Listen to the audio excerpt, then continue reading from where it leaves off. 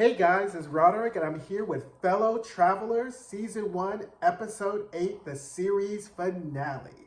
So, if you're new to this channel, this is where I review television shows, films, reality TV, comic books, all with the eye towards acting, filmmaking, and directing, screenwriting, and all bundled up in a big kiki. So, we are now at the series finale, and I wanted to slow roll this. So I kind of watched it kind of earlier in this past weekend, and I kind of let it sit because at the end of this season, at the end of this, I kind of wanted to really give it its due because I know in some episodes I really kind of went in and really been harsh to some of the characters.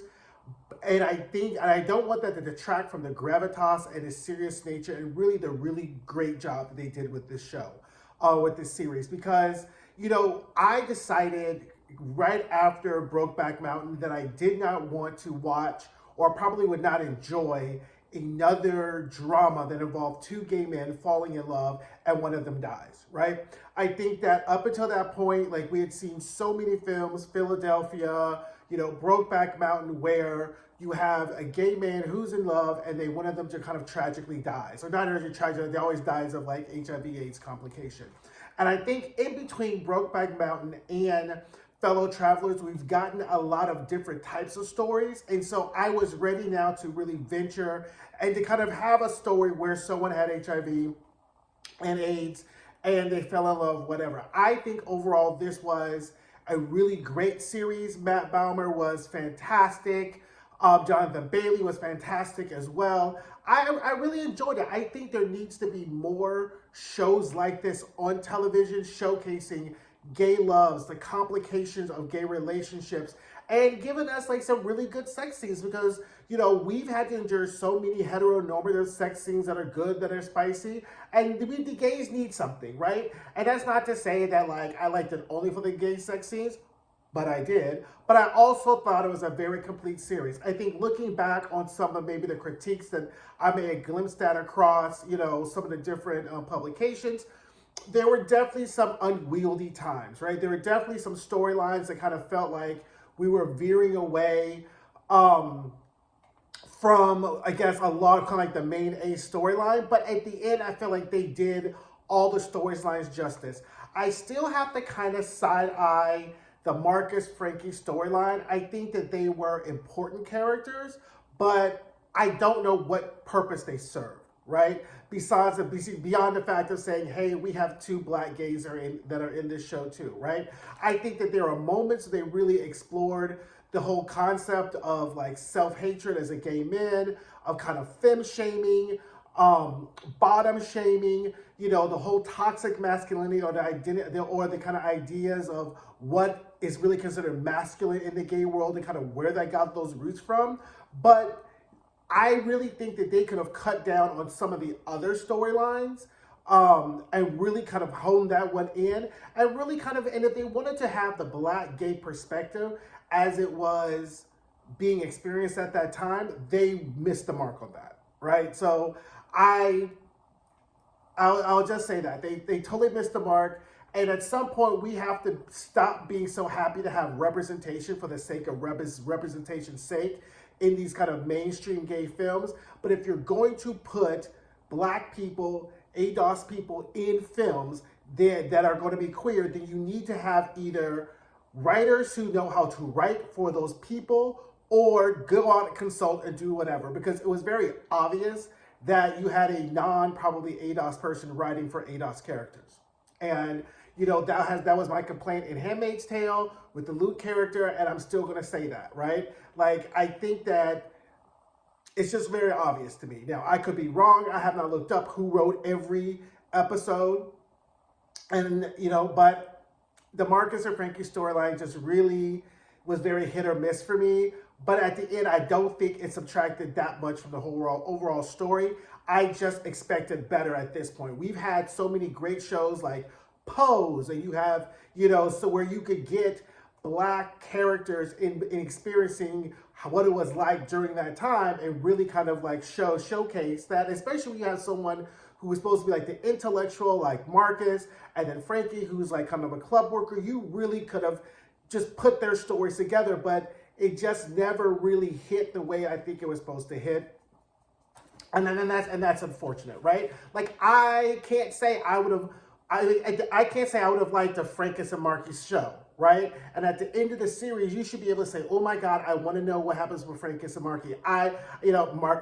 Marcus and Frankie, right? Like I would love to see what happens next. At this point, I was like, okay, they're gone, we're done, and moving on, right? Because we really don't see what happens to their relationship. We don't know what happens in the time between. We just get, either Marcus should have been a foil to Hawk as a person who kind of is the kind of opposite, but Marcus was just tracking the same way Hawk was, so he never really got anything new. But overall, I give the series an A.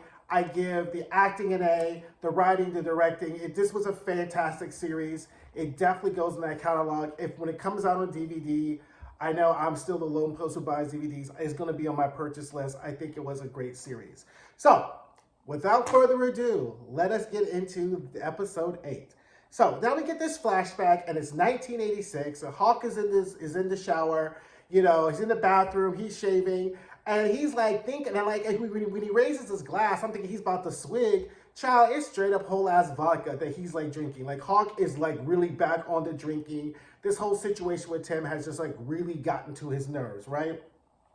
And so, in the meantime, he gets a call at the house. Child, it's Lucy, looking like straight up Nancy Reagan fish, and she's like, "We need to talk." And I was like, "Ooh, girl, what is this all about?" Right? So anyway, Hawk gets to go to the hospital to visit Tim, and Hawk tells Tim that he's going to go and meet with the guy with the fundraiser and see if he can talk to the chief of staff for Tim, right? And Tim's dementia at this point is setting in because he's talking about how he didn't remember where he was the night before. He doesn't always know what he does. And Hawk finds this DNR, do not resuscitate, right there by his hospital bed, right? And he's like, I don't know if my next seizure may leave me in a coma, and I don't want to live like that, right? So anyway, Hawk then leaves, and child, he's drinking like a wino, trying to smoke up in the hospital with Marcus, and him and Marcus are talking, and come to find out, child, Hawk's HIV test was negative, but Marcus thinks that Jerome, the little boy that they took in, may be HIV positive. And then when Hawk tells him like his HIV test is negative, Marcus is like, "Damn, still bulletproof." I don't know if that's what you would say to a friend, right? Like, what are you trying to say, that maybe Hawk should have gotten it because he's a hoe? Like, you don't say that to people, right? It's congratulations, I'm happy for you. God is on your side because you a hoe or whatever. But I don't know if you just tell somebody, bulletproof. I was just like, Marcus, But again, it's Marcus, right? He's a fuckboy. So that's what you get, right?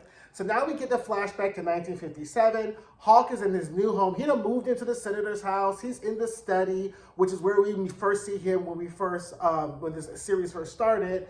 And Lucy hands him a telegram. And it's from Tim, who, as we know, is now in the army. And it just says, Hawk the refugees or whatever. So Tim gets down and writes a letter. Hawk gets down and writes a letter to Tim. So then we see Hawk standing on the steps of what it was the State Department, and then we see Tim coming in with his army greens or whatever like that. And Hawk is getting Tim a job in the State Department, helping the Hungarian refugees. McCarthy at this point has been censured, and Hawk is still flirting with Tim, and Tim is like, nope. He's singing like the Hawkins family changed, so changed. You can't get it. I'm done with you, whatever, right? But we all know that's going to be a whatever. Anyway, Lucy is setting up her nursery. She's pregnant at this point. So the people are like moving furniture in. Hawk comes in, gets her a glass of water. The mover continues moving in. And then Hawk cruises is like, he was hunky-ish, but he wasn't all that, right? But Hawk ends up cruising one of the movers, and I was like, girl, here we go. So, and the guy's like cruising him back, and I was just like, girl, have you no shame at all? So anyway, Tim is having lunch with his good Judy, Mary, and I was just like, oh yes, makes me some Mary. So they're having their good Judy lunch, and she's working for a state representative where she don't have to worry about the federal government or whatever. And then Mary's like, ooh, I got a letter from my ex, the lesbian who ran off to Ohio because she was scared the FBI was going to get her or whatever. Child, the lesbian ex-girlfriend, she done got married, she done had a baby. And then Mary gets in her feelings and she's like, what would have happened if we had ran off and done whatever? And I was like, girl, don't go chasing waterfalls. Let the lesbian just be okay with her baby, with her husband, with whatever, and just be okay with that, right? Now we get, flash forward, Lucy shows up at the hospital, give her straight Republican fish, right? And then she walks into Tim's room, and I am like, oh my God, this is the scene for the gods. Like, this is finally it. Like, this is gonna be that epic battle. Finally, Lucy gets to see Tim, and they get to have this finally tete-a-tete, because, I mean, even though I think it's tacky to show up on someone's deathbed and try to read them for filth, Lucy don't care, and she just thinks she's entitled to everything anyway, right? So I was like, when she showed up, and she's like, do I need to wear gloves? And they're like, no, girl, you fine. So she showed up giving you full Chanel, top-down purse, Nancy Reagan-esque hair. She is so showed up, and I was so stoked for this scene, because finally, these two people get to confront each other and really thought they were gonna let it happen. And girl, I was let down with this whole scene. Like, the whole scene lacked that gravitas, that moment, right? Like, Lucy finally gets to see Tim, even though he's in a lesser, weakened condition because he's dying, right? And Allison Williams does a fantastic job in this scene, but it just did not rise to that level that you would expect, right? And Lucy's like, well, you know what? The government should do more about this. And then Tim's like, well, it's rich people like you who are scared of paying more taxes. And she's like, my father believed in nationalized healthcare, so don't try to come for me because you don't know me, right? And Tim was like, touche, bitch, I don't know you. And then Tim's like, girl, why are you here? And she was like, she wants to see what does this mean? Like, who is Tim? What does it mean or whatever? And I was just like, girl, it's not a contest. And she goes, of course it was a contest. And Tim's like, well, bitch, you won because he always left me for you, right? So he always left me from you, so you won. It's a contest, and I'm about to die, so you can motherfucking have him, right? So then then Lucy notices the Hawk has been sleeping there. She sees his little shower bag, toiletry bag there. And she finally realizes that this ain't some come and go type of situation. The Hawk really, really, really loves Tim. Even though it's a fucked up, kind of toxic type of way, she realizes that this is really something, right? So anyway, Hawk meets with his contact, and he's like, well, I need you to do this for Lucy's friend. And the guy's like, I don't know. AIDS ain't really it right now, and we really don't care because it's happening to gay people and they're getting what they deserve. So then Hawk gets automatically in his feelings and was like, well, remember that Republican National Convention when you went back in the hotel room with the little staffer or whatever like that? They're all laughing. He's like, did your wife know? And the guy's like, that's low. He's like, look, I'm just trying to get business done. He's like, look, I'll go talk to a friend and I'll see what I can do. And I was like, okay, Hawk, like, you really are in your feelings about this, right? And I was like, somebody else is singing a Walter Hawkins song, Changed. So anywho, we get to 1957. McCarthy has died from hepatitis, and Tim is at this Requiem Mass, right? So they're all standing outside, seeing there. And girl, nosy Secretary Fish from who Hawk had to fire, who turned him into the little hunters or whatever, she is there crying her eyes out or whatever, and Tim is there. And then finally, Secretary Nosy Fish sees him and is like, I know who you are. You're Hawk's friend, calls him a cocksucker, and starts to do the whole Game of Thrones shame, shame, shame in the middle of the mass. So Hawk comes in at the nick of time and snatches it out before they start burning, effigies and torches to kill the gay person at the funeral or whatever like that, right? So anyway, so Hawk takes Tim to the country house, right? This is country house pre that they've kind of done over, before it's been remodeled, right? So he's like, oh, I just come here to write, to cleanse my eyes, whatever. Offers him a beer, whatever. They have a beer. Tim noticed, so then Tim is like, okay. So then finally, he's like, I got some milk if you want some milk. And Tim's like, I ain't gonna pass down a good cold glass of milk because, that's Tim's thing. So then he's like, shut up and drink your milk. That was probably the hottest scene of the entire series, with Tim drinking that milk, dribbling it down his face, and Hawk just lapping up that milk. And then we get the gimme gotcha for the whole end of the series. Hawk is like, I want you to fuck me. And I was like, oh, top verse, here we go, right? And Tim just, and I think Tim took out all these years of Hawk being a fuckboy and fuck him around and wore Hawk's ass out. And I was all the here for it. I was like, come on, bottom verse, come on, top verse. So I was so here for this sex scene. And then I was like, okay, and we totally get to see the sense that Tim is really trying to settle into this concept that him and Hawk can be happy. Because when he was having lunch with Mary, they were talking about Catcher in Rye and Salinger's quote that if you have a friend who wants to reach for the gold ring, let them reach for it even if they may fall, right? And the analogy is that sometimes you just gotta let folks do what they're gonna do regardless of how it may work out.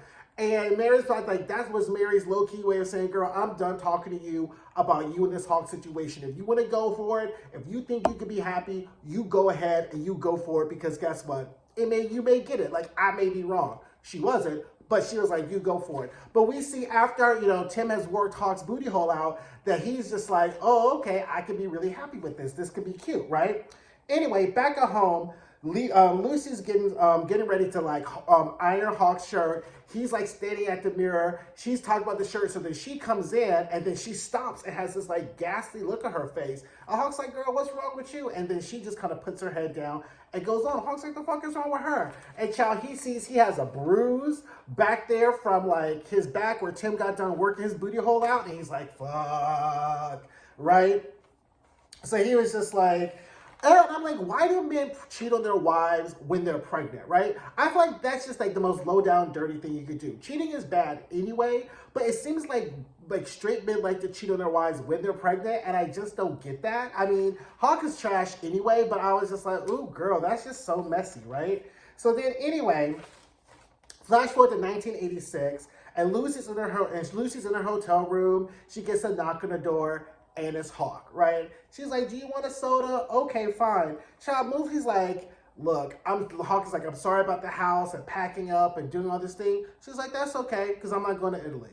He's like, what? She's like, I'm not going to Italy. Well, okay, we can move the trip. We can push it back. No, you don't get this. I'm not going to Italy with you. When you get back home, my shit will be gone. This is over, right? And Lucy, so then she goes on and talking about, you need to finish this out and see this through. And she's like, but no, I love you, whatever. She's like, do you know what it's like to be desired? And I haven't been desired. And, and I'm like, girl, like, I know you thinking you singing Aretha Franklin's It's My Turn, even though that's 30 years before the song came out. But if the most practical thing for you to do, when you read that letter in Hawk's house, when you saw Tim leave, you should have got you a side thing too, right? Like, I don't understand why you couldn't get your little side piece, and then Hawk has his side piece, and then you have a conversation being like, look, we like this family, this is great, bop, bop, bop, you fuck with Tim, I got him, I won't embarrass you, you don't embarrass me, I'll use protection, you use protection, and we're all great and good, right? You could have brokered you a situation where you could have been desired and still had the hot, handsome man husband who works for the government and this fairy tale life. Like, that is the problem, I think, with a lot of heterosexual marriages, is that you have this dream that you're going to marry this person and they're going to be...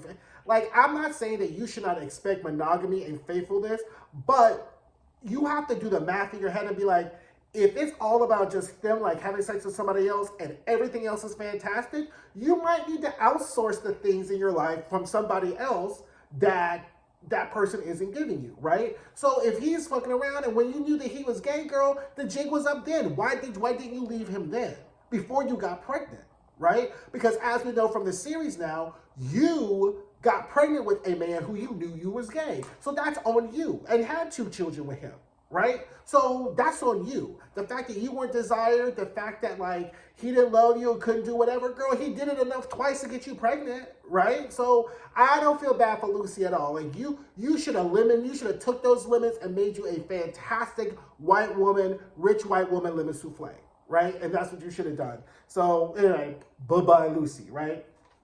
And so then anyway, Lucy's gone, Tim's dying, and Hawks gets his dream, right? So anyway, Marcus is playing basketball with Jerome, and so they're playing basketball, and then, Marcus is trying to get whatever he's out from Jerome, and then Jerome finally tells him, and then it has this whole thing of like, you're innocent, and the wording of this scene was just so clunky, right? And it was so, I don't know. I felt like you're innocent is almost at the mark, right? It's almost there, but the word choice. And the thing is, as you see me when I do videos talking about art and writing and directing and acting, it's all about choice, right? And so the choices that hit, we go bravo. The choices that miss, we go boop, right? So again, I recognize that it's all a choice, but that scene, again, very much like the Lucy and Tim scene, where this is such a pivotal moment, right? So Marcus, who's a self-hating black gay man, has reached out, who is now in a relationship with another black gay man, has taken another black child in, and that child is now HIV positive, deserved a scene, a gravitas of something than two black people playing basketball, right? That scene should have been set somewhere else to give them the gravitas and the nature of what that really was. So I'm just kind of like, Now, if it was in the source material that they're playing basketball, shame on them, because black people do other things than playing basketball. And plus they never established the market played basketball anyway, right? So I just was like side-eyeing that whole scene. But it was there, but it just almost wasn't there. So I was just like, okay, fine, right? Great acting, just the writing just kind of like left me a little bit, right? So Hawk goes to meet Tim in the hospital, and Hawk has been sleeping at the hospital, and we get the thing, and he's with his other gay friends, and he's talking about like his gay friend who's in the hospital is talking about his partner. Hawk is laying on the couch on the cot because girl, he's already done for his couch because Lucy done left him. He ain't told Tim, and I was like, okay. So we get Hawk. So then we get another flashback to 1957. Hawk and Tim are dancing naked in the country house, and it was such a beautiful scene because it was unencumbered. They were vulnerable. I mean, the lighting and the shadows hit just right. I think Matt Boomer was like, y'all gonna see my goodies. So the shadowing needs to be just right. But it was just it was a moment of vulnerability you're never seeing with Hawk and Tim. And I just loved it. I thought it was such a great thing. And then Tim was like, you know what? This is great because when I get my job at the State Department, then we can see each other all the time. And I was like, no, Tim, don't say that. Because we all know once he said that, and Hawk was like, okay. We knew Hawk was going to sabotage it. I knew at that scene that Hawk was going to do something to sabotage Tim getting this job when he said that, right? So anyway, Tim is sleeping. It's 1986, and he's making weird sounds, and Hawk goes to wake him up, and he's like, and Hawk sits there and lays in the bed with him, and Tim says, you know what, I'm not going to do the DNR. I want to fight, or whatever like that. And I'm just sitting there, and I'm just like, God, you know the end is near. Like, at this point, you know that Tim doesn't have that much time left, right? So anyway, so Hawk is on the phone trying to get a meeting for Tim or whatever like this. And then, and I'm like, why is this so important for Hawk to get this guy? Like, why is it so important that Hawk gets this meeting, right? Because I'm just like, what's the underlying, what's the subtext of here? And we later find out why it was so important. But Hawk just really has to get this done and whatever like that. So the friend says he can give him 2 tickets to this gala where he can be the chief of staff to the governor, and the governor's going to be there, and you can make your introductions, right? So anyway, Marcus is watching the news, and Roy Cohn has died. Marcus sees Frankie, and he's getting Tim's tux together, and, and so Frankie says, does Hawk know what he's gotten himself into? And Marcus is like, no, and I'm thinking it has to do with something with Tim, but girl, that's not what they're talking about, right? So then we get a flashback to 1957. Hawk comes rushing home. Lucy's on bed rest. He's like, are you okay? She's like, yeah, it is fine. It's just a baby. My job is to have the babies. Your job is to work. And he's like, why didn't you call me? Why didn't you know? And she's like, I did try. I've tried you all week. You haven't been at your office. And I was like, oh, Hawk, you're slipping up. And she knows at this point, she now knows that he's out fooling around with Tim, right?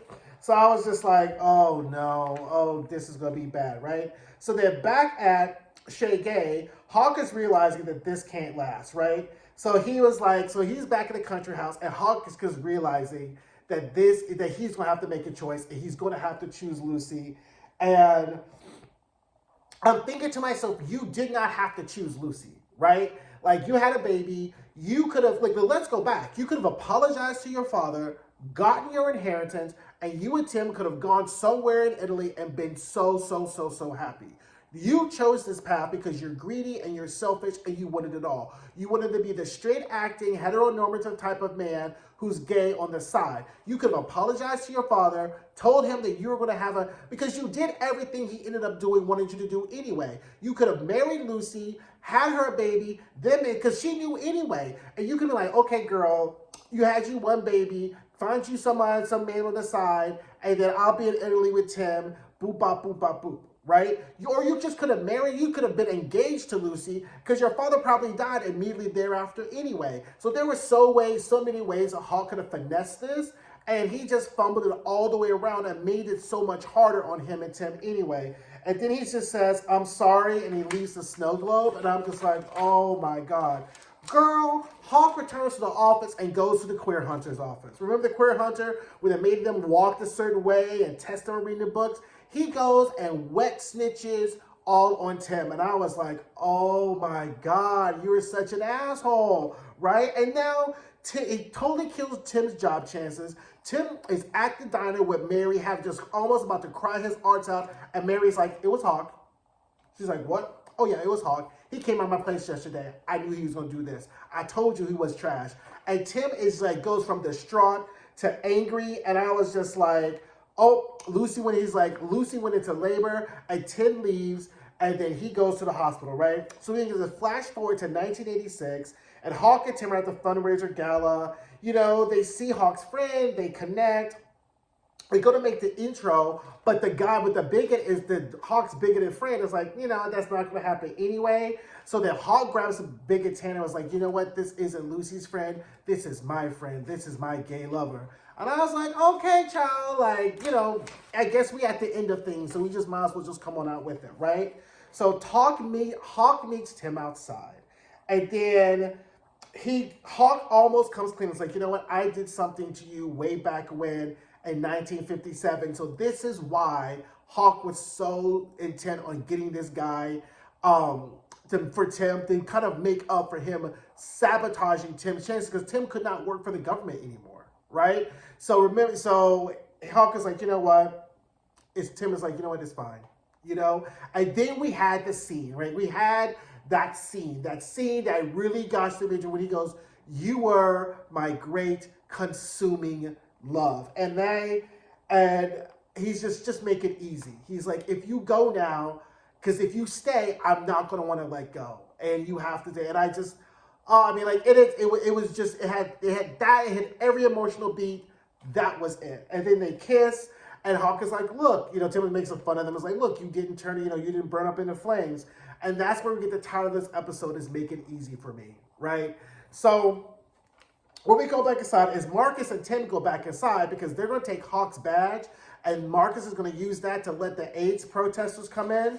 And I was just like, oh my God. So then we get this kind of intercut between like 5 or 6 scenes that I see why they did it, but it just doesn't give the great gravitas. But we're at the end of the episode anyway. So Hawk and Tim are on. Tim is at the hospital, you know, looking for Hawk in 1957. He runs and sees the baby, you know, and then we get the activists chain themselves to the protest. Hawk is home, no Lucy. So 1986, Hawk goes home, no Lucy. Her stuff is gone, and Tim realizes in the hospital why Hawk did what he did, because he had just had a child and he could not, which was Jackson, by the way. So Lucy was pregnant with Jackson, and he chose his child over Tim, and Tim kind of understood that, right?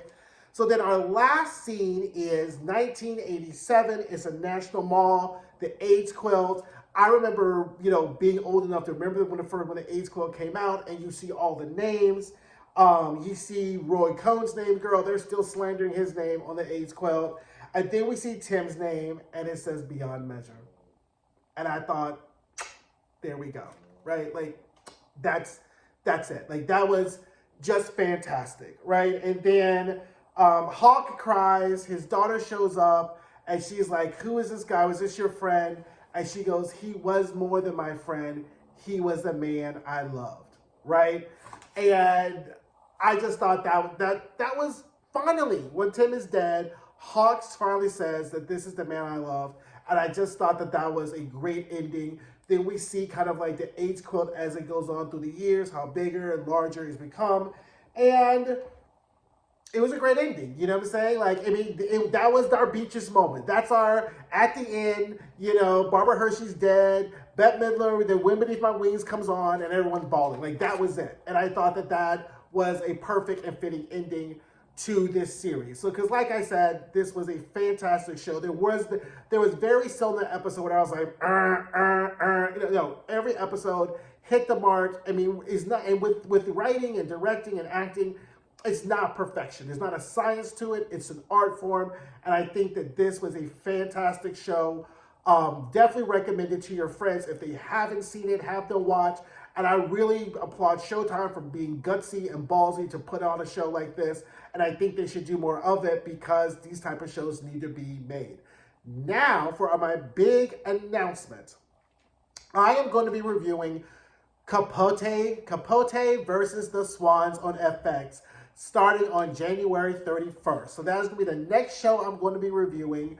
So stick around for that. It comes out on January 31st. I'm gonna have, obviously I have Hulu, so I'll have the review will come out the next day after the air, so always wait for that.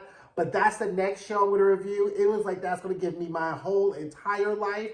If you know anything about me and my, you know, when I like a show, like obviously I like the more elevated, high concept shows, but I love me a good bitchy queen and rich white people doing rich white people things. Love it. So I will be doing Capote versus the Swans on FX. Ryan Murphy knows how to give you just about everything anyway. And if you watched the previous feud with Betty Davis and Joan Crawford, which was fantastic, I have very high expectations for that. So anyway, guys, don't forget to like, don't forget to subscribe, don't forget to share this video. Drop down in the comments and let me know what you thought of this. Really, like, I really want to know your thoughts on this show, and I will see you guys soon.